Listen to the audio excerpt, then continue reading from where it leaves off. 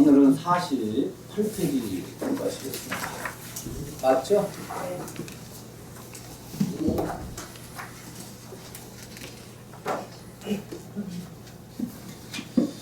의식 부족이라 그렇습니다.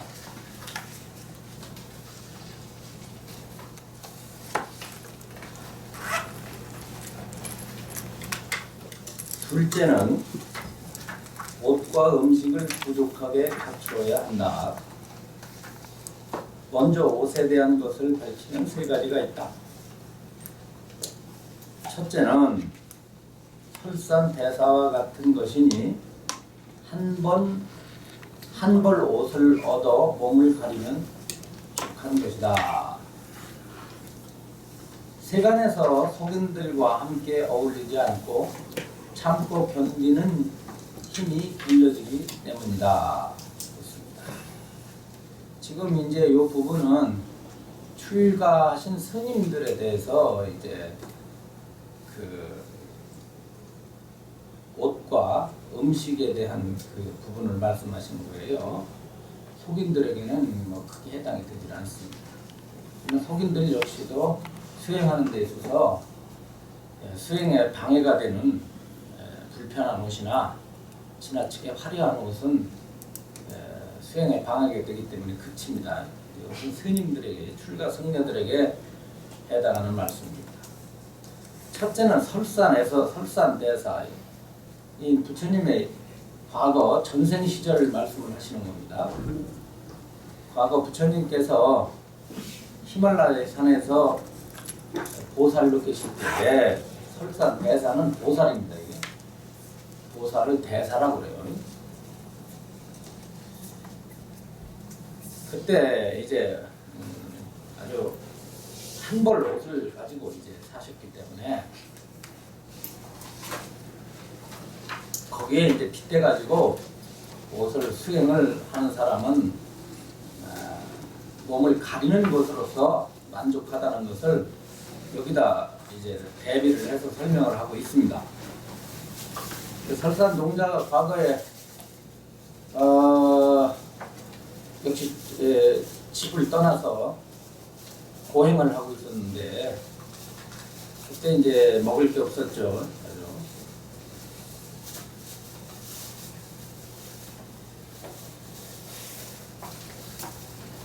그런데 어디서 이제 그 나찰기가 나타나가지고, 나찰기는 사람을 잡아먹는 귀신입니다. 나찰기가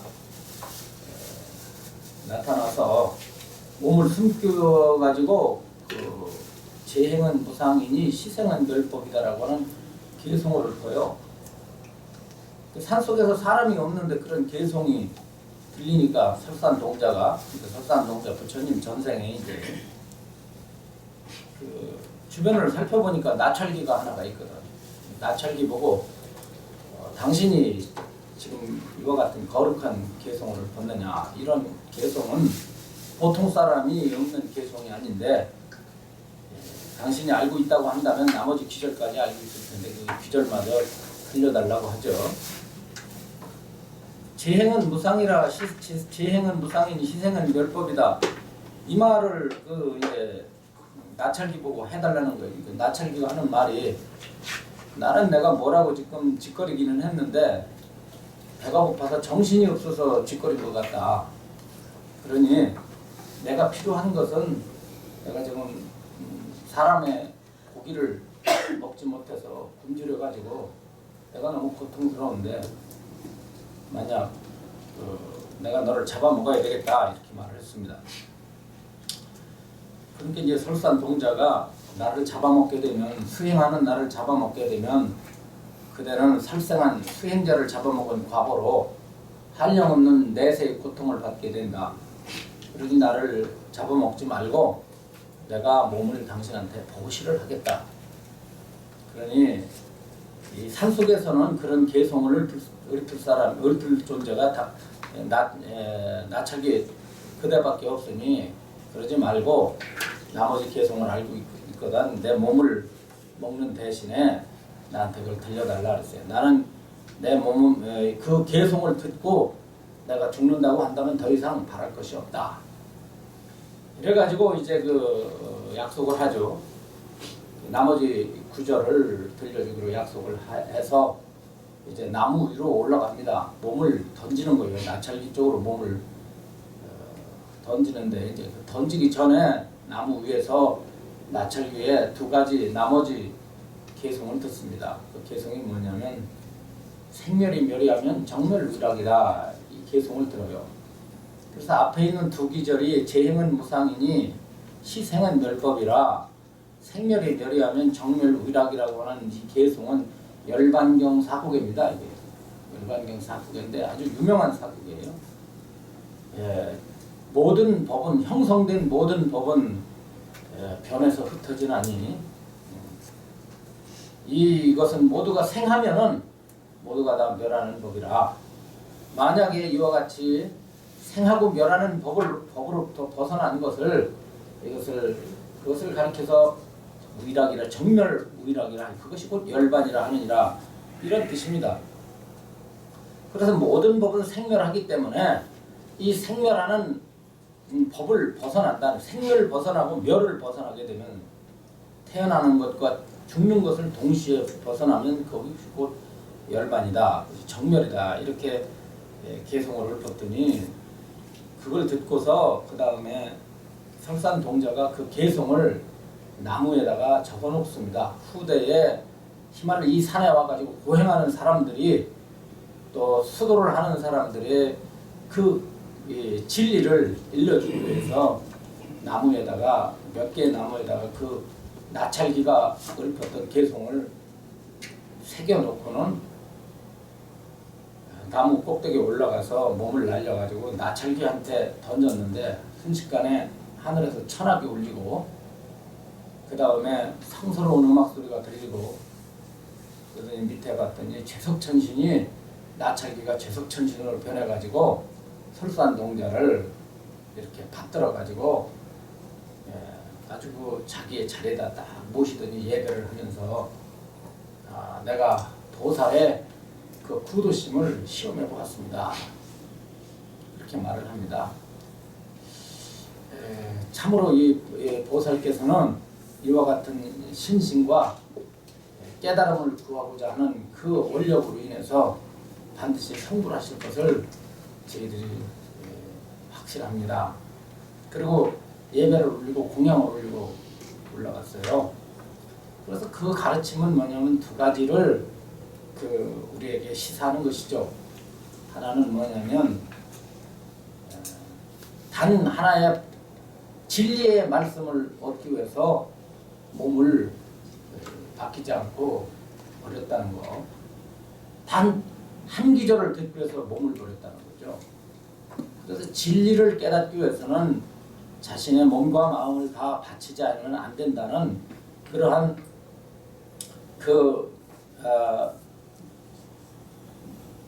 위법 망고의 정신을 보인 것이고 또 하나는 뭐냐면 상대방이 비록 사람을 잡아먹는 나찰기라 할지라도 그 나찰기가 하는 말이 진실이라고 한다면 그 나찰기에서조차도 진리를 구할 수 있는 그러한 마음 자세를 갖춰야 된다. 그겁니다. 그때는 부처님이 보실 때는 비록 그 나찰기가 사람을 잡아먹는 흉악한 귀신이지만 부처님에게는 스승이었어요. 스승이에요. 그래서 불교는 꼭 배우는 것이 진리를 배울 수 있는 것이 부처님이나 자기가 모시고 있는 스님이나 스승이 아니라 세상 속에서라도 진리와 관계되는 말씀이 있다고 한다면 그것을 수용할 수 있는 그것을 더 공부하고 거기에서 구하고자 하는 마음을 일으켜서 자신의 원을 갖다 성취해야 된다는 그런 두 가지 교훈을 거기서 얻을 수가 있습니다. 그때 설산동자는 보살 한 벌로서 모든 의복을 삼았기 때문에 지휘대사께서 설산동자의 비유를 해서 의복에 관해서 말을 하고 있습니다. 둘째는 가섭존자와 같은 것이니 항상 두타의 법을 받아 항상 분소의 세 가지를 두고서 나머지는 오래 쌓아두지 않는 것이다 그랬습니다. 가석존자는 두타제일은 두타는 아주 검소하고 남루한 의식주로서 수행을 하는 이것을 두타행이라고 말합니다. 이 가석존자는 분소의 세 벌인데 이 분소이라는 게 무슨 뜻이냐면 이 분자가 똥 분자예요. 똥을 치는 사람이 그러니까 청소부죠. 똥을 치는 청소부가 입는 옷이다 라는 뜻으로 아주 더럽고 남루한 옷을 그래서 가섭존자는 신도들로부터 비단가사라든가 좋은 천으로 된 그 가사를 받았어요. 받아가지고는 자신이 신도들이 주는 건 받아야 되거든요. 안 받으면 안 돼요. 신심으로 주기 때문에. 그래서 비구들은 신도가 뭘 바칠 때에 독약이 아닌 이상에는 거부할 수 있는 권리가 없습니다. 뭐든지 다 받아야 돼요. 받고 나서는 가섭존자는 다른 비구들에게 주었습니다. 그리고 자기 자신은 이런 분소위만 골라가지고 입었는데 그게 세 벌입니다. 근데 지혜보살도 오셨네? 못 봤는데. 내가 버릇이 이쪽만 보는 버릇이 있어. 이쪽은 잘 안 봐. 오른쪽을 잘 봐. 거기에서 이제 가섭존자가 세 벌이죠. 그러니까 부처님 아까 설산동자는 한 벌이고 가섭존자는 세 벌이가 있는 거예요. 나머지는 오래 쌓아두지 않는 것이다. 셋째는 몹시 추운 국토이거나 또는 참는 힘이 아직 생기지 못한 사람에게는 부처님께서 세 벌의 옷 이외에 했습니다. 백일물 등을 쌓아두는 것을 허락하셨다. 이렇게 말씀하셨는데 이제 아까 말한 가섭존자와 같은 두타향에 입각한 옷이라고 하는 것은 그것은 예를 들어서 그런 옷이 우리나라 출가하신 스님들에게 적용이 될 수 있겠는가라는 거죠. 인도 같은 데는 날씨가 덥기 때문에 여러 추나추동이 없으니까 때에 맞춰서 입을 필요가 없어요. 한 벌만 가지고도 365일 생활할 수가 있죠. 그런데 우리나라는 겨울을 가지고 1년 12달 살다가는 여름에는 쪄 죽어서 앉아있으면 한증막 들어가 있어가지고서는 수행 못해요. 반대로 여름 옷 걸치고서 겨울에 수행하려면 얼어 죽어서 수행 못합니다. 그러니까 추나 추동에 맞는 옷을 가질 수밖에 없고, 그렇죠? 그것도 왜 그러냐면 한 벌 가지고는 안 돼요. 속옷도 있어야 되고 내복도 있어야 되고 겉옷도 있어야 되고, 그렇죠? 그리고 갈아입어야 돼요. 안 갈아입으면 어떻게 됩니까? 인도 같은 데는 안 갈아입어도 바깥에서 수행하니까 냄새나는 일 없어요. 그렇죠? 그런데 우리나라 출가 스님들 옷 한 벌 가지고 추나추동 그렇다고 네 벌 딱 가지고 입는다고 생각하면 참선하는 곳이 우리나라에서는 실내에서 수행을 해야 되잖아요. 그렇잖아요. 실내에서 수행을 해야 되는데 옷 한 벌 가지고 실내에서 수행을 하다가 냄새 나가지고 수행이고 뭐 하겠어요. 그러니까 경우에 따라서는 백일물이라고 하는 것은 때에 따라서 여러 가지의 그 필요한 옷들을 더 추가해서 입을 수가 있다. 이렇게 이런 뜻입니다. 그러나 반드시 청정한 법을 따라야 하며 양들을 알고 만족함을 알아야 한다. 그래서 지나치게 이게 한마디로 이제 옷은 수행자에게 있어서 수행할 당시의 옷이라고 하는 것은 이것은 사치품이 아니기 때문에, 출가자들에게는 옷이라고 하는 것은 사치품이 아니기 때문에 이런 것으로서 만족함을 알아야 한다. 만약 탐욕이 지나쳐서 쌓아둔다면 반드시 마음이 어지럽게 흐트러지고 수도에 방해가 된다. 그래서 이 옷을 갖다가 차려입고 옷을 찾아 입는 것이 사실은 어떠냐면 정신이 흐트러지는 거예요. 여러분들 그렇죠? 오늘은 마구라 뭐하고 갈까? 오늘은 어떤 무늬 입고 갈까? 어떤 옷 입고 갈까? 그렇잖아요? 어떤 패션을 고를까? 그럴 수밖에 없잖아요. 저 같은 경우도 그렇잖아요. 옷 입으려면 뭐 이거 되고 이렇게 하고 이게 마음이 자꾸 흐트러지니까 수행하는 사람은 어떻게 되면 옷을 간소하게 입어야 된다. 더구나 출가 수행자들이 옷이 세속 사람처럼 많다 보면은 수도에 방해가 되는 것은 당연하다 하겠습니다. 다음에 음식의 힘으로 네 가지가 있다 그랬습니다. 이건 음식이 이거 역시 출가 스님들에게 해당합니다. 첫째는 만약 도가 높은 보살이면 깊은 산속에서 세간과 떨어져서 초목과 과일을 따서 때에 따라 어둠으로써 몸을 지탱하는 것이다. 둘째는 항상 두탈을 행하고 버리는 음식을 비는 걸식의 힘으로 받는 것이다. 그러니까 하나는 뭐냐면은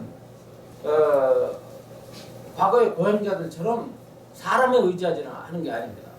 사람에 의지하지 않고 산속에 들어가서 산에서 나는 풀이나 나물이나 과일이나 이런 것만 뜯어먹는 거예요. 그냥. 근데 내가 볼 때는 좀 한 가지 좀 어려운 게 있을 거예요. 그게 뭐겠어요?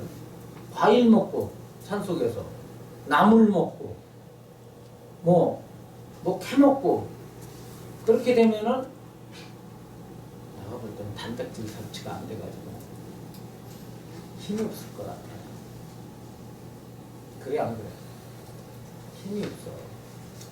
그리고 가장 중요한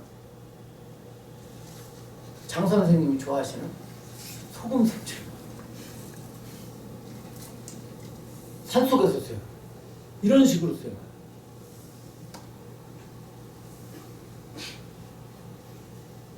그러니까 이 산속에서 아무것도 안 먹고 수행할 정도가 되면 누구냐 이거야. 이거는 보통 사람한테 하는 말은 아니야. 이건 뭐냐면 지극히 도가 높은 그래도 몸을 갖다가 변화시킬 수 있는 능력을 가진 신선 혹은 히말라야에 사는 요기들. 히말라야에 사는 요기들은 밥은 먹고도 살잖아. 공기 중에 있는 에너지만 먹고도 흡입해서 살잖아. 그래가지고 공기에 떠 있는 에너지 먹고서 방구 굽면은 무지개로 나오잖아. 그리고 그 사람들의 방구는 향기롭대요. 음식을 안 먹으니까. 뭐 그런 분들은 소금 안 먹어도 몸으로다가 무슨 장생불사법을 갖다 익혀가지고 할지 모르지만 일반 사람들은 산속에 가가지고 과일만 먹고 무염식을 한다? 소금 안 먹고 산다? 이거는 실제로 생리학적으로 맞지 않는 얘기야. 그러나 옛날에 많은 사람들은 소금이 지니고 있는 인체에 끼치는 효용성을 깊이 연구하지 않았기 때문에 산속에 들어가서 과일만 먹고 풀만 먹고서도 수행을 할 수 있다고 생각을 한 거예요. 물론 이런 풀이나 과일에도 염분이 있기는 하지만 그 염분 섭취만 가지고는 우리들의 생명활동을 하는데 상당히 어려움이 많겠죠. 그래서 이런 거는 좀 우리가 좀 생각을 해서 이해를 해야 됩니다. 그래서 항상 두태행을 해가 두 번째는 비는 거야. 앞에 거는 빌지도 않고 채소만 그냥 산속에서 과일 같은 걸 이 비는 거는 남한테 남한테 이제 시주한테 뭘 합니까? 시주한테 가서 얻어먹는 거예요. 얻어먹는 법을 받드는 것이다. 이 걸식법은 등이 네 가지 삿된 생활을 깨뜨리고 바른 생활에 의지하여 스스로 살아가게 하며 능히 성스러운 도를 생기게 한다 이랬습니다. 능히 네 가지 삿된 생활은 팔정도가 있고 거기에 스님들이 그 바르게 생활을 해야 되는데 팔정도에서 정명이 있습니다. 정명. 바른 생활이라는 뜻이에요. 바른 생활. 바른 생활할 때 그 정명은 일종의 바른 직업과 연결이 돼요. 직업과 연결이 되는데 스님이 탁발을 하는 데 있어서 신도들한테 밥을 얻어먹고 시주를 받는 데 있어서 네 가지로서 시주를 받거나 밥을 얻어먹어서는 안 된다 그 말이에요. 네 가지 일을 가지고서는 안 된다. 그 네 가지 일을 하게 되면 그것은 사명이라고 해요. 생활이 바르지 않다. 목숨을 유지해 가는데 그릇된 방법으로 스님들이 목숨을 유지한다 그랬을 때 그 사명이 뭐냐면 여기 18 보세요. 여기 어디 보면 51페이지 주가 있죠. 조그맣게 그 주를 보면 대지도론 제3권 3권에 사명 사식에 대해 다음과 같이 설명. 사명이라는 것은 잘못된 생활이라는 뜻이에요. 잘못된 방법으로 음식을 취하는 네 가지란 말이에요. 첫째, 하구식. 출가한 사람이 약을 짓거나 곡식을 심거나 나무를 가꾸는 일 등으로 음식을 얻는 것 이겁니다. 그러니까 스님은 계율상으로 볼 때 농사를 지면 안 돼요. 그래서 자기가 채소를 가꾸거나 자기들이 고추를 가꾸거나 자기들이 가지를 가꾸거나 자기들이 농사를 져가지고 수확을 해가지고서 그것으로부터 음식을 해먹으면 이걸 하구식이라고 해요. 이것이 출가자들에게는 맞지 않는 생활 습관이에요. 그런데 이것은 실제로는 역시 이것도 이제 해석의 여지를 남겨둡니다. 두 번째는 안구식이니. 안구식이라는 뭐냐면 출가한 사문이 천문을 보거나 그렇게 별자리를 보거나 그러니까 이제 땅 진액을 봐주거나 무슨 그 하늘을 보고 점을 치거나 술수를 부리거나 술수라는 게 신통을 부리는 거야. 이 신통을 부리고 아는 소리를 하고 점을 치고 뭐 이런 걸 등으로 그런 걸 해가지고 음식을 얻는다. 이건 뭘 가리켜요? 세 번째는 방구식인데 방구식은 출가한 사람이 권세 있는 사람에게 아첨을 떨면서 사방으로 심부름을 다니거나 교묘한 말로서 음식을 얻는다 이랬습니다. 그렇게 속인의 심부름을 해가지고 이게 이제 그 음식을 얻는 거예요. 스님 땅 좀 팔아주시죠. 그럼 제가 시주하겠습니다. 그러면 그게 뭐냐? 뭐야 이게? 이게 방구식이야.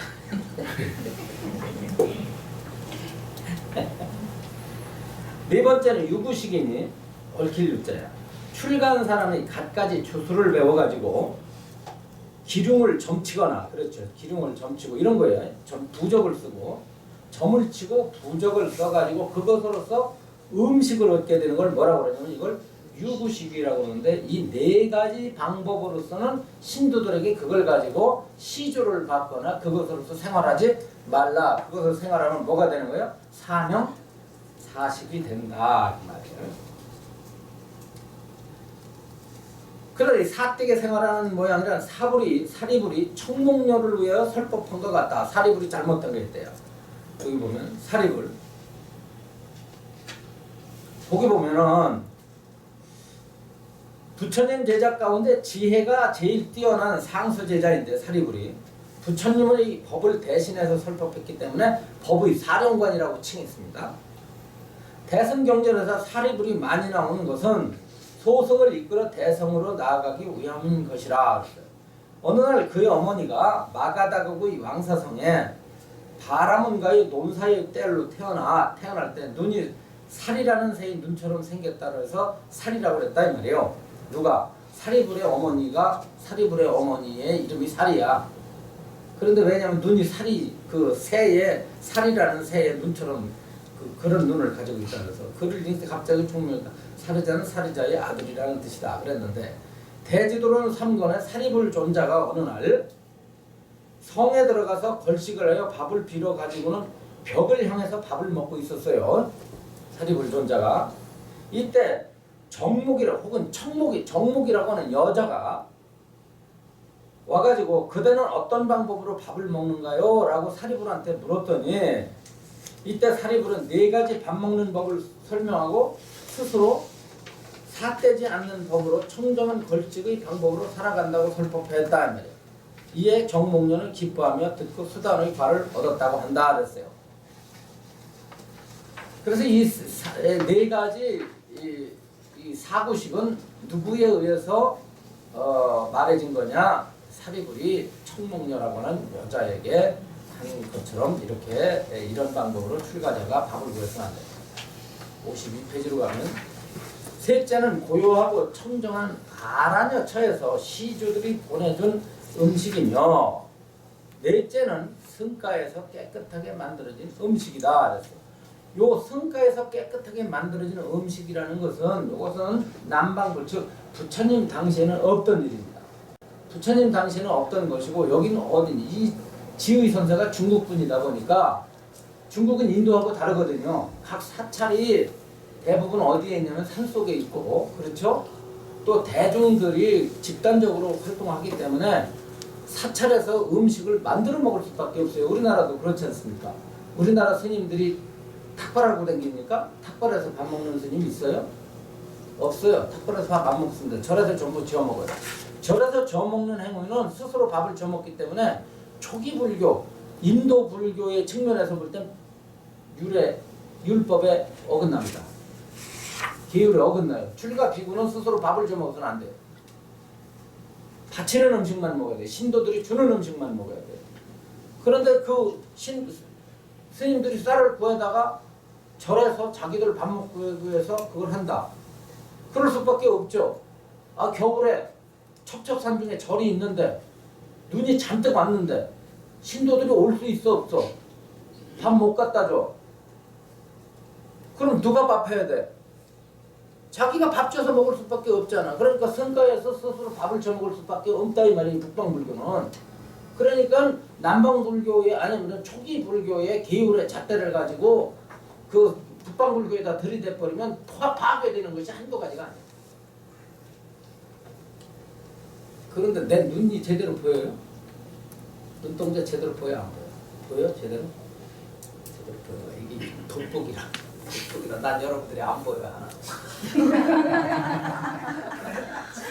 돋보기를 안 보여. 형체 안 보여.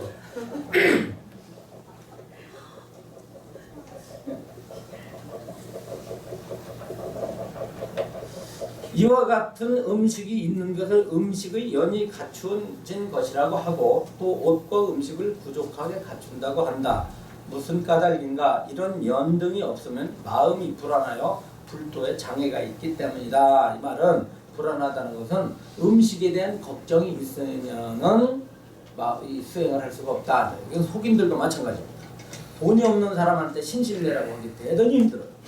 빚에 쪼들려가지고 지금 쫓겨나게 생겼는데 왜 신심 안 내고 절에 나와서 공부 안 하냐고 말이야. 야단치면 돼 안 돼? 왜 안 돼요? 앉아있으면 왜 그러냐면 이게 흔들립니다. 걱정 때문에. 당장 자식이 굶고 있는데 참선이 되겠어요? 그게 자꾸 떠올라가지고. 그래서 수행을 하려면 역시 뭐가 받쳐줘야 되냐면 속인들에겐 어느 정도 경제적인 여력이 받쳐져야 그래도 수행을 할 수가 있다 말이에요. 속인들에게 비추면 스님들에게도 마찬가지예요. 그 다음엔 뭐냐면은 휴거 정처라 그랬습니다. 고요한 곳에서 한가하게 거처한다. 셋째는 고요한 곳에서 한가히 거처하는 것이다.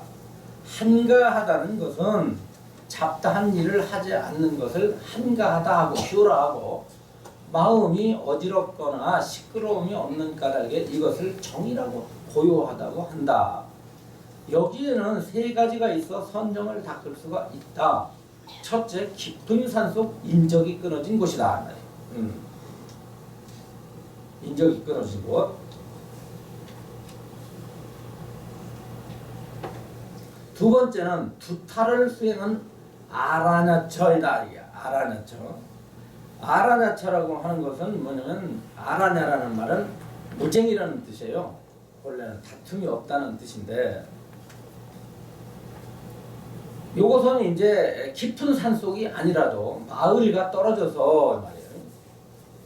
마을과 떨어져 가지고 인가에서 옛 3사리 정도 떨어진 곳으로 이곳에서는 닭 우는 소리 무슨 사람 소리가 이것이 다 끊어진 곳. 깊은 산속은 아니지만 아무튼 끊어진 곳이고 셋째는 속인들의 집으로부터 멀리 떨어진 곳인 청정한 절이다. 이것은 요즘에는 어떻게 하냐면 아무튼 어디든 간에 소리가 안 나는 곳을 찾아가야 된다 이 말이에요. 외부에 소리가 차단된 곳이면 돼요. 여러분들이 세속에 있어서도 세속에 있으면서도 아무 소리 안 들리는 지하실로 들어가서 수행해도 되는 겁니다. 사실은 조용하기만 하면 된다. 이 모두를 고요한 곳에서 한가롭게 거처하는 것이라고 한다. 그래서 이제 공부라고 하는 게 이게 이 소지관은 처음부터 이런 얘기를 하는 게 뭐냐면 공부를 두 가지 측면에서 수행을 두 가지 측면에서 말하고 있어요. 첫째는 좌선.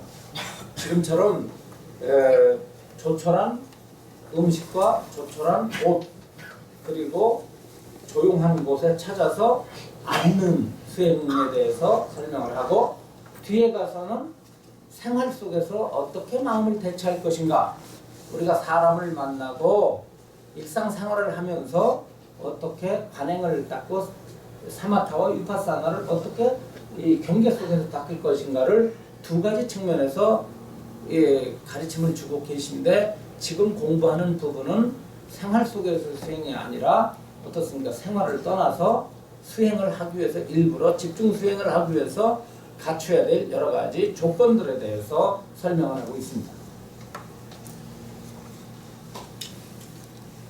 넷째는 모든 연이었어요. 위에 식재 연무라 그랬습니다. 식재 연무. 식이라고 하는 것은 여기 보세요. 54페이지 끝머리에 주변 용무를 그만둔다고 해석을 했는데 식이라고 하는 것은 그친다는 뜻입니다. 재연, 모든 인연과 업무를 모든 인연과 모든 업무를 조용히 쉰다, 그친다 이거예요. 그래서 넷째는 모든 연의 용무를 그만두는 것이다. 여기에는 네 가지가 있다. 첫째, 일상생활을 살아가는데 필요한 용무를 그만두고 세속의 사역을 하지 않는 것이다. 그치는 거예요. 공부를 하려면. 이거 딱 끊으라는 거예요. 공부를 하려면. 어쩔 수 없겠죠.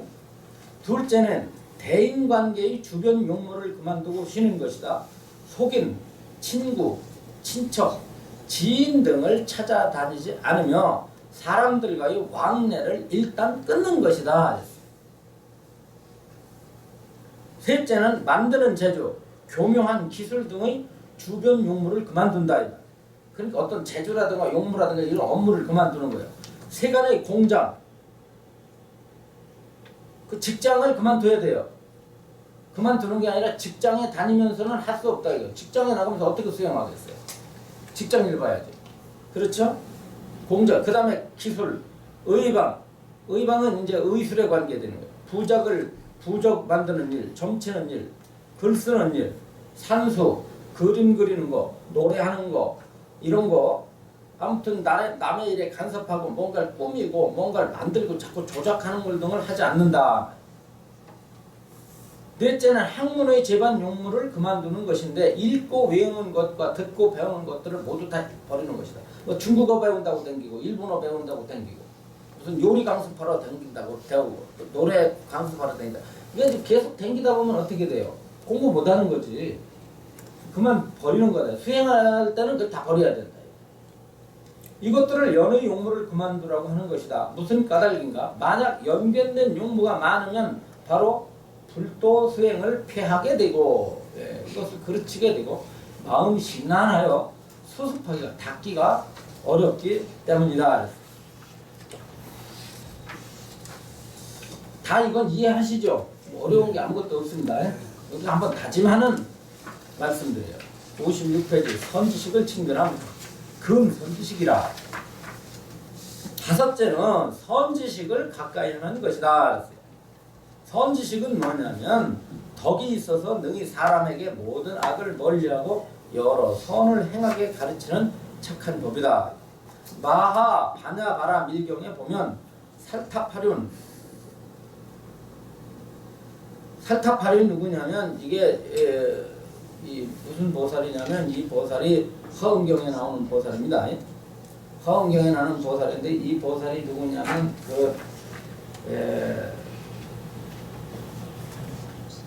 53 선지식을 찾아들인 누구야? 선제동자의 다른 이름. 보면 살타파륜이라고 하는 이게 있는데 누구냐면 이게 상제보살이에요. 한문이 좀 맞네. 이 상제라는 것은 항상 상자 울제자예요. 그 울제자는 건 이 항상 울고 다니는 보살이라고 하는 것은 이 보살이 우는 이유는 다른 게 아니에요. 부처님의 정법이 숨어드는 것이 너무나 슬퍼서 울어. 부처님의 정법이 스며들고 말세가 돼가지고 정법을 설하는 사람이 적고 올바른 견해를 가진 스승을 구하기가 어렵기 때문에 안타까워서 울고 다니는 보살을 누구라고 그러면 이 보살을 상제보살이라고 그래요. 네. 정법이 숨고 법을 설하는 스승이 세간에 나타나지 않는 것을 어렵게 여겨가지고 항상 그것을 안타깝게 생각해서 울었다고 해가지고 상제보살이라고 합니다. 이 보살이 중양성에서 항상 반야바라미를 설하는 선지식인 단무갈 보살을 찾아간다. 여기 또는 화엄경 입법 등에서 선제동자가 참여한 53 선지식이 있다 이런 말을 했죠. 다섯째는 선지식을 가까이 하는 것이다. 선지식의 셋이 있으니 첫째는 외부로부터 보호하여주는 선지식이다. 주거와 음식을 제공하여 수행인을 잘 보살펴주고 고달프게 하거나 괴롭게 하지 않는다.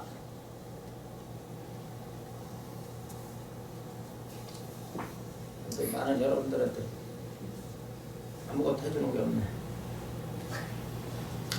돈이 없는 분한테 돈도 줘야 된다. 수행하도록 이렇게 밥도 주고, 그러니까 어떻게 좀 그러니까 밥도 주고 옷도 주고, 가지고 편안하게 해주면서 수행을 해주라는 거예요. 둘째는 같이 수행하는 선지식이다. 함께 같은 불도를 수행하며 서로 발심을 권하고 마음을 소란케 하지 않는다. 그러니까 여기도 보면은 또 하나는 셋째는 가르쳐주는 선지식이다 그랬어요. 그러니까 선지식의 개념이 셋이야. 이 선지식은 뭐냐면 여러분들이 같이 선지식이 될 수 있는 거야. 이거. 응? 예를 들어서 시민성 보살님이 예?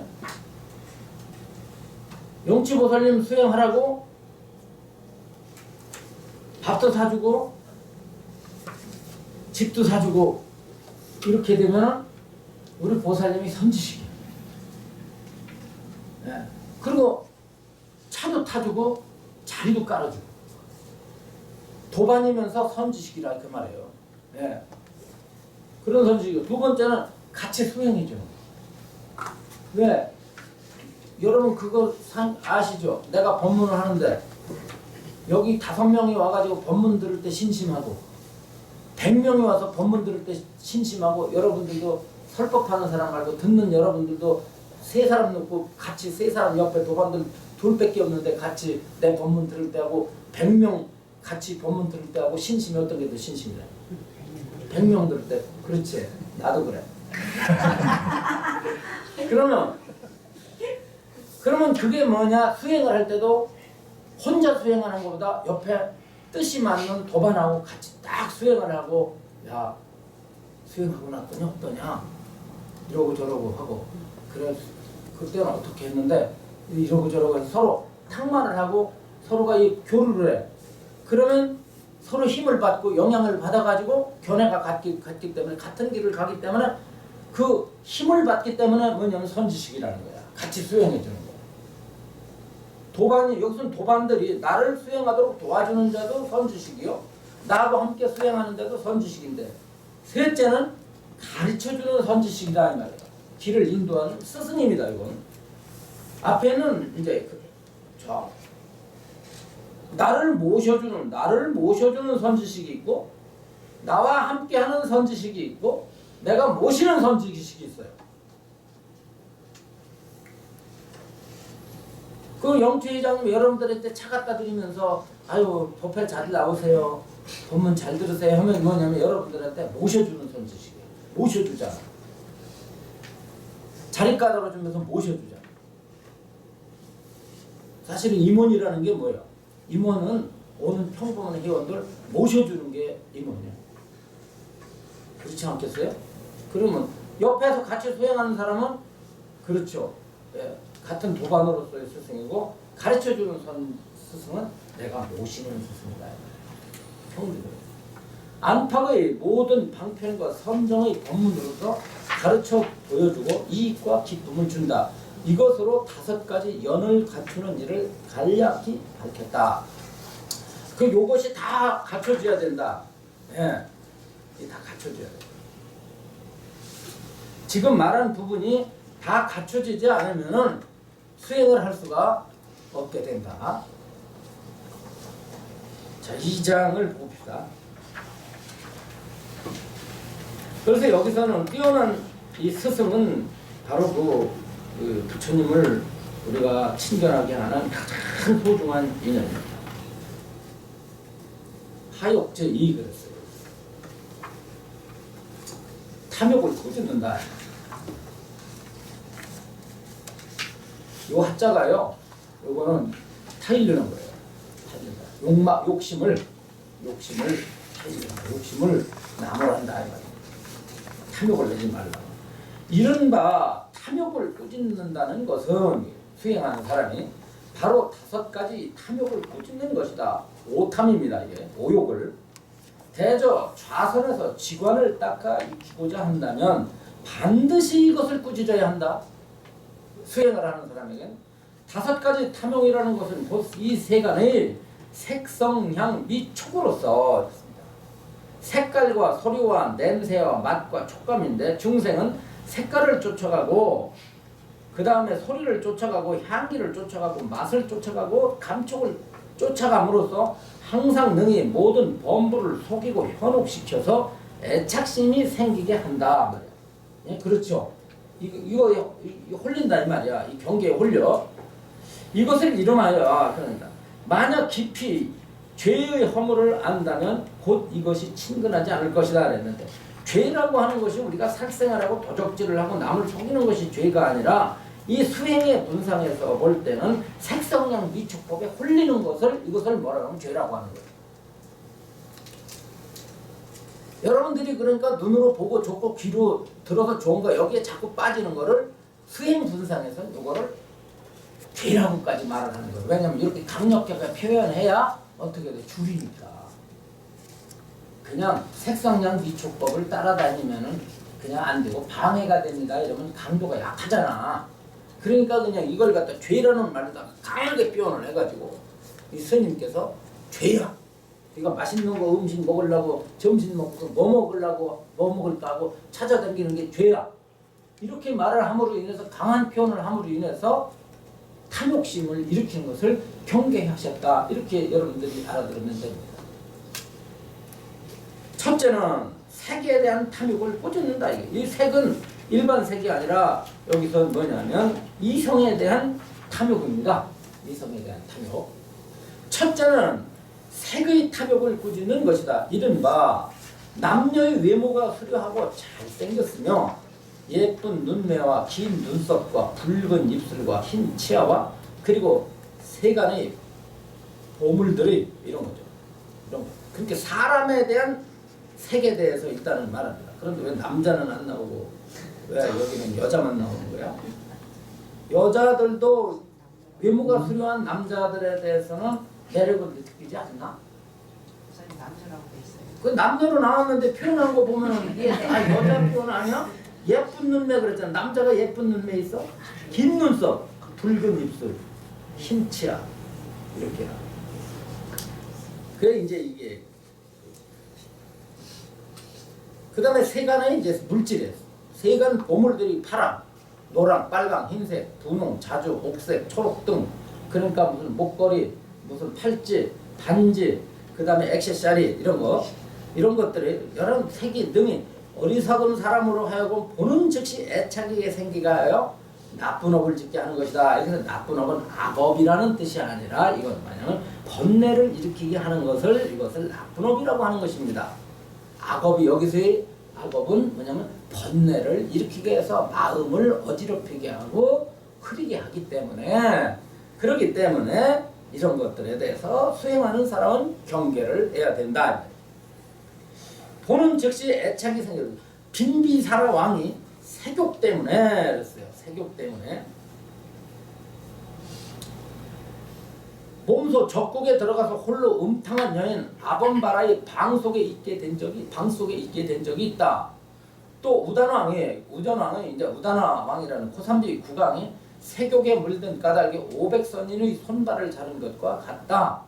이와 같은 여러 가지 인연으로 갖가지 세계대한 지금 이게 이제 세계대 해가지고 절제를 못 해가지고 이게 큰 그 망신을 당한 사람이 이거 동서고금의 뭐 역사 이래로 그냥 부지기수 아닙니까? 부지기수 이거 이게 정말 이건 오늘 낼 일이 아니잖아. 그러나 이게 수행자에게는 이게 큰 죄의 허물이 있기 때문에 수행하는 사람은 아무튼 무엇을 탐해서는 안 되냐면 사람에 대한 색뿐만 아니라 물질에 대한 색을 경계해야 된다. 그러면 큰 둘째는 소리에 대한 탐욕을 꾸짖는 것이다. 이른바 공호나 쟁이나 필이나 사족, 금속 등을 연주하는 소리, 그리고 남녀의 노래나 칭송하는 소리 등이 범프로 하여금 듣는 즉시에 번뇌에 물들고 집착을 일으켜서 여러 나쁠 업을 일으키게 되는 것이다. 그런데 이것이 뭐냐면 일단은 수행하는 사람에게 있어서는 이것들이 번뇌의 요인이 되고 집착의 대상이 되기 때문에 나쁜 업을 일으키게 된다. 500명의 선인이 설산 속에서 수행하다가 음악을 연주하는 견타라라고 하는 신이 있어요. 그 신이 아가씨가 부르는 노래를 듣고서 바로 선정을 이뤄. 노래를 거기 보면 얼마나 잘 불렀는지 그 경에 보면요.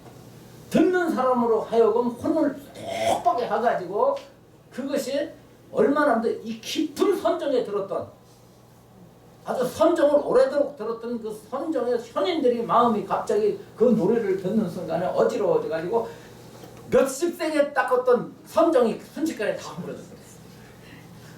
깊은 선정이 들으면 그게 안 들리잖아요. 그러니까 그 어떤 적이냐면 이 깊은 선정이 아니야 이거는.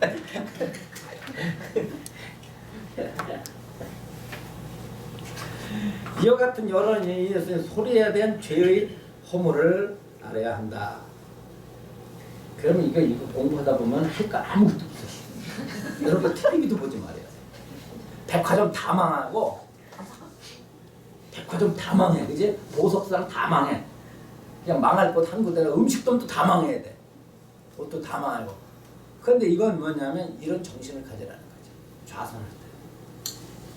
옛날 도인들은 이렇기 때문에 도인이 많이 나온 거예요. 옛날에 선지식이 많이 나온 이유는 뭐냐면 오늘날 시류가 워낙 발전이 돼가지고 색성량 미촉법으로 이게 인간들이 그 속에서 빠지는 줄 모르게 이미 빠져가지고 그것이 완전히 굳어져가지고 돌아서기가 어렵기 때문에 선정을 닦아도 행하기가 어려워요. 그러나 이것이 뭐냐면 어느 순간에는 마음 공부에 들어가는 데 있어서는 이 말씀대로 따라야 돼. 평소에 우리가 이러한 색성량 비촉법 속에서 산다 할지라도 순간적으로 우리가 언젠가 여러분들이 큰 발심을 해서 집중 수행에 들어갈 때는 이와 같은 가르침을 반드시 따르지 않으면 안 돼요. 그래서 여기서는 그 탐욕을 가지고서는 절대 할 수가 없습니다. 셋째는 냄새의 탐욕을 꾸짖는 것이다. 이른바 남녀의 몸냄새, 세간의 음식이 풍기는 냄새, 모든 향기와 냄새 등을 어리석은 사람은 냄새의 특징을 잘 이해하지 못하고 냄새를 맡자마자 바로 애착을 일으켜서 번뇌의 문을 열게 된다. 어떤 출가성이 연꽃이 핀 못가에서 벚향기를 맡고서 사랑하여 즐기는 마음이 생겼는데 연못의 신이 나타나가지고 연못의 신이 나타나서 어찌하여 나의 향기를 훔치는가 하며 크게 꾸짖었다는 말과 같다. 냄새에 애착함으로써 여러가지 잠자고 있는 번뇌를 모두 깨워 일어나게 하는 것이다. 이와 같은 갖가지 인연이 있으니 냄새에 대한 죄의 허물을 알아야 한다. 요즘에 그러면 아로마 향 장사들 다 향수고 뭐고 다 화장품이고 뭐고 다 팔리지 않아요. 진짜 그렇게. 제가 다음에 맛에 대한 꾸짖습니다. 넷째는 맛의 탐욕을 부리는 것이다. 이른바 쓰고 시고 달고 맵고 짜고 싱겁고 하는 등. 근데 좀 맵다고 그랬잖아요. 요거 매운 거는 실제는 맛이 아니랍니다. 매운 맛은 없어요. 통증입니다. 통증이. 이게 매운 건 통증이래요. 혀가 통증이지 맛은 아니지만 아무튼 매운 맛이라고 하죠. 등의 여러 가지 음식과 반찬의 좋은 맛이 능히 범프로 하여금 마음에 물듦과 집착을 생기게 하고 나쁜 업을 일으키는 것이다. 비유하면 어떤 삼위승이 소락, 요구르트야. 요구르트를 소락이라고 해요. 요구르트에 물들고 집착하여서 목숨이 다한 뒤에 요구르트 속의 벌레 몸을 받고서 태어난 것과 같다. 요구르트의 벌레 몸은 어떻게 된 거? 요구르트의 유산.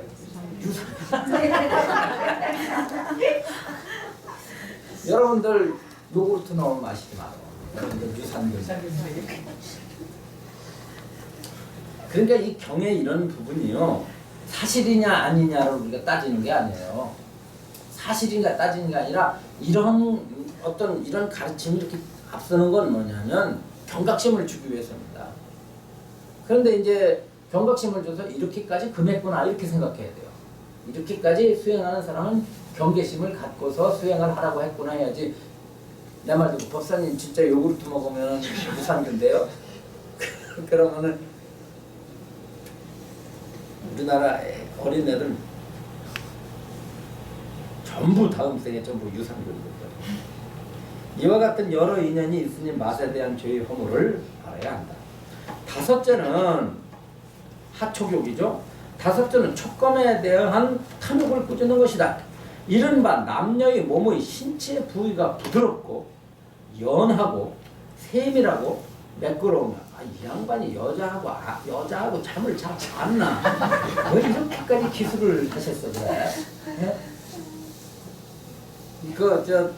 천태 선사께서 여인하고 아무래도 뭘 좀 지내본 모양이야. 이렇게까지 기술하는 거 보니까 추울 때는 몸이 따뜻하고 더울 때는 몸이 시원한 것, 그리고 여러 가지 좋아하는 조건이 있는데 어리석은 사람이 지혜가 없어 이에 빠져 수행의 길을 장애하는 업을 일으키는 것이다. 저 일각선인이 촉감의 탐욕으로 인하여 결국 신통력을 잃고 음탕한 여인을 자신의 목에 올라타게 한 것과 같다. 이와 같은 여러 인연이 있으니 촉감의 죄와 허물을 알아야 한다 이랬어요. 거기 한번 보세요. 그 일각선 얘기가 나옵니다. 65페이지. 대지도론 17권에 초품 정선 바람일이라고 하는 품이 나오는데, 부처님께서 전생에 외뿔선인이었을 때, 일각선이었을 때 어느 날 산에 올라갔다가 비를 만나 진흙탕이 미끄러워 넘어지면서 물병을 깨뜨리고 발을 다쳤다. 선인은 화가 나서 주술로 비가 오지 못하도록 하자 바라내국이 오랫동안 가뭄에 시달리게 되었다. 때 성안에 이런 일을 아는 이가 있어 바라내국의 왕도 알게 되었다. 국왕은 누구든지 그 선인으로 하여금 신통력을 잃고 내게로 오게 한다면 나라의 반을 나눠주리라 하였다. 이 얘기야. 이제 일각선인이 부처님이 전생에, 예? 그 발이 미끄러진 이유가 비가 와가지고 발이 미끄러진 거예요. 땅이 질퍽대니까. 그러니까 화가 나니까 주술로다가 주문을 외워가지고 비를 못 오게 하니까 이게 가뭄이 들었을 거 아니야. 그러니까 왕이 화딱지가 나니까 방을 써붙여가지고 누구든지 그 선인의 신통력을 누구든지 없애게 해라. 그러면 나라에 반을 주겠다 이렇게 했는데, 이때 선타라는 음녀라는 그 몸을 파는 음녀가 음탕한 여인이 구방하게 장담했다. 그 선인이 사람인가요? 사람이 아닌가요? 만약 사람이라면 내가 그 선인의 목을 타고 오겠습니다. 음녀는 500명의 미녀와 함께 외뿔 선인을 찾아가 술과 과일을 대접하고 목욕을 하자고 꾀해서 선인을 보드러운 손으로 만져주고 씻겨주니 선인의 음심이 발동하여 마침내 음행을 범하게 되었다.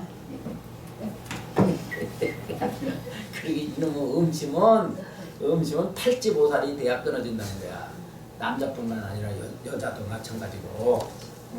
그래서 능엄경에 보면은 3개의 중생이 이 3개 윤회하는 원인을 어디다 뒀냐면 음욕에 둔 거예요. 음욕에. 그래서 나이가 먹으면 음욕이 없어지는 게 아니라 음욕이 속으로 감춰지는 거야. 이게 나이가 80대고 100달 됐어도 음욕은 안 없어지는 거야 이게. 그래서 가장 강력한 게 이게 음욕이라고 보고 있고, 음욕이 아니라면은 이 세상의 중생이 윤회 태어남이 없고 죽음이 없어. 그래서 등엄경에 보면은 무시이래로 수컷은 암컷을 좋아하고 암컷은 수컷을 그리워하는 까닭에 음심을 일으켜서 그 음심이 어울려서 음심으로서 애소를 내고, 음심을 일으키면 물이 나오잖아. 그 물이 서로 엉켜가지고, 그 정과 난이 엉켜가지고 거기서 생명체가 일어나가지고선 거기서 생사가 벌어진다. 그렇기 때문에 해탈을 하서 수행을 했다는 것은 뭐냐면 마음속에서 음욕이 점차로 사라져야만이 그것을 가리켜서 청정한 경계에 든다고 말하는 것이다. 그래서 이 능엄경에서는 음행을 하면서 선정을 닦는다고 하면 그 선정이 비록 이루어진 듯 하나 음심이 그대로 남아있는 까닭에 그것이 마가 돼가지고 해탈의 경계에 들지 못하고 윤회의 도를 벗어날 수가 없다, 이렇게 말씀을 하셨고요. 그래서 선정은 깊이 들어서 그 선정이 아무리 깊다 할지라도 그것이 살도 음망을 끊지 아니하는 연고로 여기에서 청정한 불도에 들지 못한다, 그렇게 되는 거예요. 이 음행으로 선인이 신통력을 잃자 하늘은 마침내 비를 내리고 모두를 기쁘게 하였다. 7일 7회를 먹고 마시니 음녀가 가지고 갔던 맛있는 술과 과일이 다였다. 그게 실컷 먹은 거야. 원도 없이 선인이 먹었네. 석가모니 부처님도 전생에 그랬던 거예요. 그러니까 여러분들 그런 거야. 공부하는 사람이 부처가 되지 않은 이상에는 경계를 만나면 언제 어떻게 될지 몰라. 그래서 초기 경전에 보면 아라한이 번뇌를 끊었는데 밤중에 꿈을 꿨는데 천마가 나타나가지고 아라한테 다가갔는데 천마가 이 하늘에 있는 여인이 얼마나 이쁘냐, 무지무지하게 이쁘게 나와. 그래가지고서는 부처님 당시에 부처님이 여자 때문에 순환을 몇 번을 당한 것 중에 하나가 뭐냐면은 여자를 부처님을 짝사랑한 여인이 있었어요. 아주 미인이. 그런데 그때는 이 수행자들도 이제 이 브라만들은 결혼을 한 브라만들이 있거든요. 그러니까 부처님한테 가서 자기의 사랑을 고백을 했습니다. 당신은 너무 단아하시고 참 청정하시고 저의 사랑을 받아달라고. 그러니 저 같은 여인을 한번 안아준다고 그래서 당신이 부다의 길을 가는데 큰 무슨 허물이 되겠냐고. 그냥 좀 나 같은 예쁜 여자 안아준다 그래서 뭐 손해볼 게 있냐고. 그랬더니 부처님이 그렇게 말씀을 하셨어요. 쳐다보고서. 이건 정말 부처님이 해서는 안 되는 얘기야. 여자들이 들으면 무척 기분이 나쁩니다. 이렇게 말을 했어요. 여인이요, 내가 지난날에 보리수 아래에서 정각을 성취할 때 새벽에 악마의 딸 4명이 이 세상에 내려와서 나를 유혹하였는다. 그런데 그 여인들이 얼마나 예쁘냐면 너하고 아몬숭이하고 비교하는 것 같다. 그 여인이 너라면 너는 아몬숭이에 지나지 않는다. 그렇게 내가 그 천녀들을 보다가 너를 보니까 넌 아몬숭이와 같아. 그렇게 아름다운 천녀들에게도 내 마음이 움직이지 않았는데 내가 너와 같은 여인에 대해서 어떻게 마음이 움직일 수 있겠는가? 여기까지만 말했어도 괜찮아. 여자가 제일 듣기 싫은 말이 뭐야? 못생겼다. 이거 정말 여자들에게는요, 남자들한테는요, 아유 뭐 무식하게 생겨가지고 생긴 자는 뭐 이래도 남자들은 별 반응 없습니다. 그래 나 못생겼어 이래요. 근데 여자는 외모 가지고 얘기하는 것처럼 큰 상처가 있어요. 선득보살님한테 내가 못생겼다고 해요. 다음에 나 볼 때 공부하러 나가지만 별로 대화하고 싶지 않습니다. 그런데 부처님이 거기까지만 말을 했어도 상처를 안 받는데 뭐라 그래요? 모름지기 여인은 부정의 그릇이니라 그랬어요. 그 부정에 그릇인 월급 보고 그릇이라고 그래서 그거 보고 그릇이라고 그런 거야. 여자들 그거한테 그릇이야. 그게 뭐냐? 여자의 그거는 더러운 그릇이다 이래버렸어. 아니 여자들로서는 상상할 수 없는 거야. 여자가 이쁘다고 하고 다니는 건 뭐냐면 심리학적으로 나는 여자다. 난 거기가 이쁘다 이 뜻이에요. 반드시 그거하고 연결이 된다는 거야. 심리적으로. 그런데 여자를 갖다 그렇게 표현하니까 이 여인이 독을 품었어요. 화를 품었어요.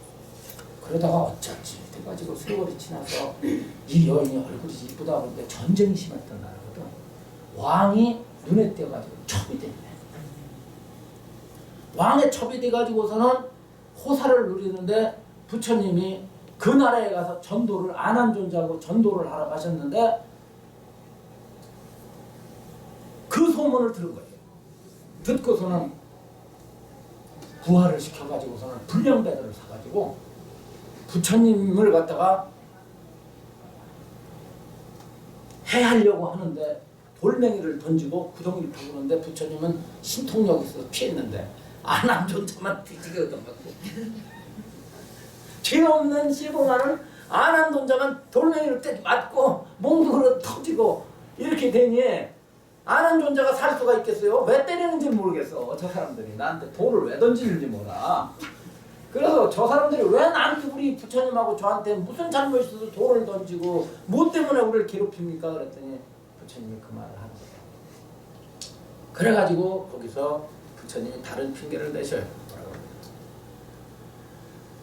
모름지기 전법이라고 하는 것은 법을 전한다고 하는 것은 사방에서 날아오는 화살을 맞고도 앞으로 전진해야만 되는 전쟁터 마당에 코끼리와 같느니라 이런 말을 해요. 그러니까 우리가 말하는 포교나 선교라는 것은 어떤 자세로 포교와 선교를 해야 되냐면 전쟁터 마당에 코끼리와 같은 정신을 가지고 포교해야 된다는 거예요. 왜? 전쟁터에 코끼리는 인도에서는 왕이 막 우리처럼 말을 타지 않고 뭘 탔어요? 코끼리 타지 않습니까? 코끼리 타는데 코끼리를 타고서 전쟁을 하니까 사방에서 화살이 막 날라와도 코끼리는 어떻게 돼요? 화살을 맞으면서도. 앞으로 가야 되듯이 법을 설하는 사람은 그런 화살 맞을 각오를 하고 그냥 갈 수밖에 없다는 거야. 이제 그런 말을 안한존자에게 합니다. 그런 말을 해. 그렇게 말하듯이 부처님도 이제 그런 여인에 대한 그게 있는데 또 부처님이 또 심하게 말을 했어. 아나나 모름지기 여인은 목을 갖다가 목을 젖히고 웃을 때나 이를 드러내가 웃을 때나 손톱을 만질 때나 머리를 만질 때나 하늘을 쳐다볼 때나 길을 걸을 때나 모든 행동이 남자를 유혹하기 위한 행동임을 알아야 한다. 그거 맞아 안 맞아? 맞는다고 생각하시는 거? 안 맞지. 내가 생각해도 안 맞는 것 같아. 그게 어떻게 맞아? 그런데 경애는 왜냐면 그거는 출가자들이에요. 그렇게 경각심을 줬어요. 이 애욕에 대해서 그렇게까지. 그래가지고 선인이 주가를 더 원하니 음녀는 멀지 않은 성내에 주가를 얻을 수 있다고 선인들을 설득하여 함께 길을 나섰다. 성이 보이는 곳에 이르자 음녀는 다리가 아프다고 길바닥에 누워 더 이상 갈 수 없다고 떼를 쓰는 바람에 선인은 할 수 없이 태우고 그러니까 술하고 이놈의 술을 먹어보고 수행자가 술 맛을 보고 여자의 그 어떤 그걸 갖다가 그 사랑을 느끼다 보니까 계속 쫓아다니다 봤는데 이 음녀가 걸을 수 없다고 하니까 그 음녀를 갖다 목마를 태우고 간 거예요. 얼마나 이뻤으면 목마를 태우고 갔겠어요. 그래가지고 신동이 우모고 해서 이렇게 돼버렸다는 거야. 참 희한한 설화도 다 있네. 자, 66페이지 탐욕의 허물을 했습니다. 이상 5가지 탐욕을 꾸짖는 법은 여기 65페이지입니다. 65페이지에 또 67페이지입니까? 이상 5가지 탐욕을 꾸짖는 법은 마하연론 속에 설해진 것과 같다. 다시 말씀하시기를 슬프다 중생들아. 항상 오욕에 시달리면서도 오히려 이것을 구하기를 멈추지 않는구나. 이 오욕이라는 것은 얻을수록 더욱 심하니, 그러니까 오욕은 아까 색성향 미촉에 대한 욕망을 가리킵니다. 더욱 심하니 마치 불길에 뗄나무를 더하면 불길이 더욱더 왕성하는 것과 같다. 오욕이 아무 즐거움이 없음은 개가 말라 빠진 뼈를 씹는 것과 같고, 오욕이 다툼이 더한 것은 마치 새가 한 조각의 고기를 놓고 다투는 것과 같다. 이것은 왜냐하면 개가 말라빠진 뼈다귀를 갖다가 탐하다 보면은 먹을 것은 하나도 없고 뼈다귀를 씹다가 이빨이 상한단 말이에요. 영양은 하나도 없고 애만 쓰고. 여러분들 개 뼈다귀 먹는 거 봤잖아요. 그거 씹으려고 얼마나 그 힘들어합니까? 어? 영양 하나도 없는 거. 그러다가 나중에 이빨을 상한다 이 말이에요. 용락이 그와 같다. 또 뭐냐면은 비유를 하기를 기름이 잘 발라진 생선 기름이 잘 발라진 바위와 같다. 바위에다가 맛있는 그 생선 기름을 갖다가 싹 발라 놓으면은, 혹은 고기 기름을 갖다 싹 발라 놓으면 냄새가 너무나 맛있기 때문에, 냄새가 너무 좋기 때문에 고기인 줄 생선 고기인 줄 알고 착각을 해서 날아가던 독수리가 그것을 낚아채려고 부리로서 실컷 바위를 갖다가 움켜쥐는 순간에 부리가 다 이빨이 다 나가는 것처럼 욕망은 그와 같다. 또 새가 까마귀가 한 조각에 고기를 물고 날아가는데, 그거다 큰 독수리가 그 고기를 갖다가 탐해가지고 쫓아올 때에 까마귀가 자기가 물고 있는 입속에 고기를 놓지 못해서 필경 독수리의 밥이 되는 것과 같다. 이런 뜻이에요. 다툰다는 것은. 그래서 욕망이라는 것은, 오욕이라는 것은 가르침의 입장에서 볼 때에는 이것은 이익보다는 이익인 듯 하지만은 실제에 있어서는 이익되는 거 없음을 이렇게 이제 비유를 하고 있습니다. 오욕이 사람을 태우는 것은 마치 역풍에 횃불을 잡는 것과 같고, 이건 법구경 말씀에 이런 게 나옵니다. 오욕이 사람을 해치는 것은 마치 독사를 밟고 있는 것과 같다. 역시 법구경에 나오는 말씀입니다. 오욕이 진실이 없는 것은 마치 꿈속에서 얻은 것과 같으며, 오욕이 오래가지 못하고 잠시 빌린 것과 같으면 마치 부싯돌이 부딪혀 불꽃이 튀는 것과 같이 잠깐이다. 이렇게 이제 오욕을 경계했습니다. 지혜로운 사람은 이것을 알고 원수와 도적으로 여기지만, 세상 사람들은 어리석고 미혹하여 오욕을 탐내고 집착하여 죽음에 이르기까지 버리지 않는다. 그래서 나중에 한량없이 많은 고뇌를 받게 된다. 이 오욕의 법은 축생들도 인간과 똑같이 가지고 있으니, 모든 중생들이 항상 오욕 때문에 불임을 받기 때문에 이름하여 오욕의 노복이라 한다. 오욕의 노예라 한다. 노복은 노예라는 뜻이에요. 이러한 폐가 있은 오욕에 주저앉아 있으면 사막도에 떨어질 것이다. 이는 내가 이제 선을 수행함에 있어 가리고 막는 것이 되고, 이것이 큰 도적이 되므로 응당 시급히 이를 멀리하여야 한다. 성경 가운데 개송을 해진 것과 같다. 이거 개송을 우리가 한번 읽는 것으로 이번 공부, 이번 시간 마치겠습니다. 한번 같이 읽읍시다. 생사가 끊이지 않으면 탐욕의 맛을 즐기기 때문이네. 원수를 기르다가 무덤 속에 들어가게 되나니 헛되이 온갖 쓰기 쓴 고통만 받느니라. 몸에서는 공장 같은 냄새가 나고 아랫구멍에서는 더러운 것 드러내.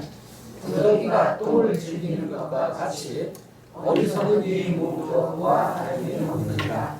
지혜로운 사람은 마땅히 몸을 잘 관찰하여 세간의 즐거움에 물들거나 탐하지 않나니, 얽매이도 없고 욕심도 없으면 이것을 너 참멸반이라고 하느니라.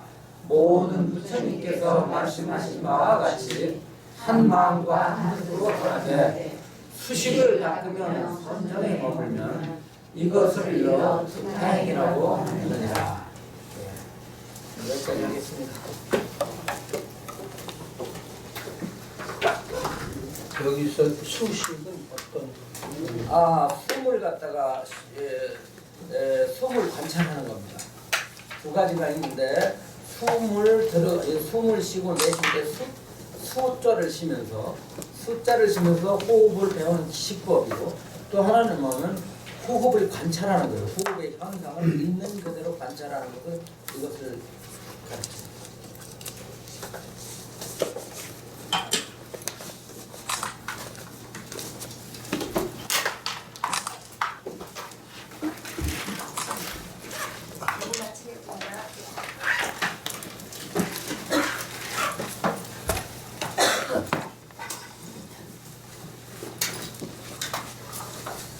업무를 해주신 사원장님께 인사의 일대로